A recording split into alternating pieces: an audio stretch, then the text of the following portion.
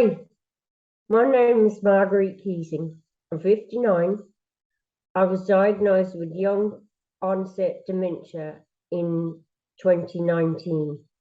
Before I was diagnosed, I was in denial that things weren't as they should be. I was getting mixed up with dates and people and places and getting confused. My family were aware and did mention it several times, but it didn't sink in with me, so I carried on ignoring the signs. One day there was an incident at work which was brought to my attention. I was asked to speak to my GP about things, and that was what was going on with me. So I did. My GP sent me for various tests, which took 9 months in all to calculate. And then I was brought to a consultant who diagnosed me with young onset dementia, Alzheimer's. When I was diagnosed, it sent shockwaves through all of us. We were like headless chickens. Everyone had their own solution. My cousin said she'd handle financial and correspondence. My oldest daughter felt I should live with her and her 6 children. My middle daughter prepared a beautiful room for me in her home in Donegal, but that's 6 hours from my house. My youngest girl just wanted to run away and live with her father and his new wife because she was frightened to watch my decline. A friend also decided she would take me to her home and live with her in County Clare and become my carer. Everyone meant well, and making these decisions out of what they thought was love. But I now feel it was more of fear, and they were behaving as if my life was coming to an end. It took me a little while to accept the diagnosis and to figure out what I did and didn't want. I rang a dementia advisor from the Alzheimer's Society of Ireland, a social worker for people living with problems of the brain, my community nurse, and my solicitor before I could get it together to put together a plan of what I needed and what I wanted to happen.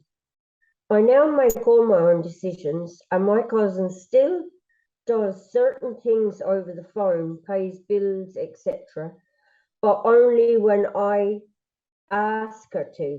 The rest I sort out myself if I can. I made a will and a future plan, including where I wanted to live when my Alzheimer's totally impacts on my life. It was easier to do this with professionals who weren't emotionally connected to me. Individuality must be recognized. No two people are the same. No two people have the same needs and or want the same or need the same impact. It is extremely important to have the right to speak about one's own life. In the beginning, I let others take the rein because I didn't know any better. Supporters and carers need to be informed how best to support someone. It is new ground for everyone, so we all need to learn together. Intimacy and relationships are very important to all of us. This does not lessen with a diagnosis of dementia. We are all still human. We are the same person. I am now in a loving and happy relationship. However, in the beginning, I didn't think anyone would want me. I thought my life was coming to an end. We are 3 years on, and yes, I have some confusion. The last few minutes usually evades me. But with time and strategies, I have learned to accept and deal with my diagnosis in order to live my life to the full. Unless a person is in danger to themselves or others, they must be supported to make their own decisions. It was my GP who wanted me to stop driving. I was off the road for 12 months. I did another driving test, which I passed, and a year after that, I did another one that took all the restrictions off of my license. This is why I keep fighting, not only for myself, but for others living with dementia. Someday I may need the support, but at the moment, it is important for me to encourage people living with dementia to make their own choices and have their opinions heard. Even when my dementia has progressed, I want to be treated as an individual. Those caring for me should know my likes, dislikes, wishes, and preferences, which always needs to be given consideration. After all, this information can only add to my quality of life, which ultimately means it will be easier for them to care for me. I will be happier, and my life for everyone around me will be easier. No two people are the same, but all of us deserve freedom of choice and a right to good care, inclusion, a home, dignity, and respect in all aspects of our life. I understand families will feel fearful, but I know when a person is totally cosseted and not allowed to do anything for themselves, they will start to forget how to do things. Use it or lose it, as they say. It stands to reason that the more we challenge our brain, the better we become.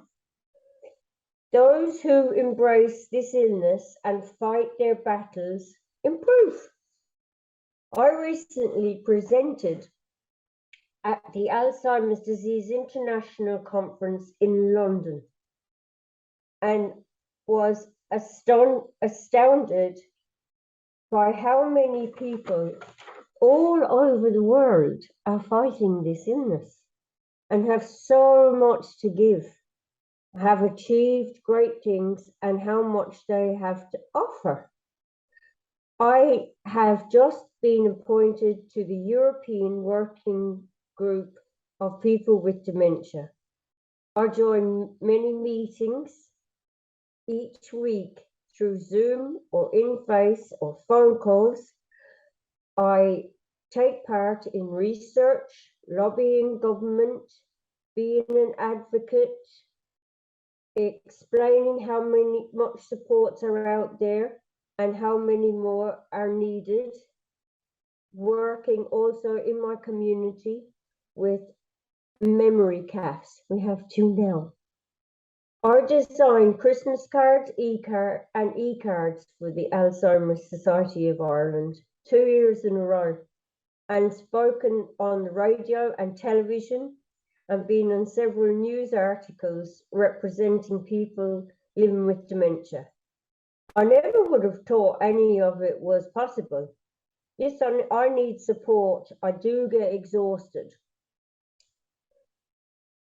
from time to time, but I have been given encouragement and been empowered to do these things with my lead and my say-so, and that's what has given me the strength to be so well.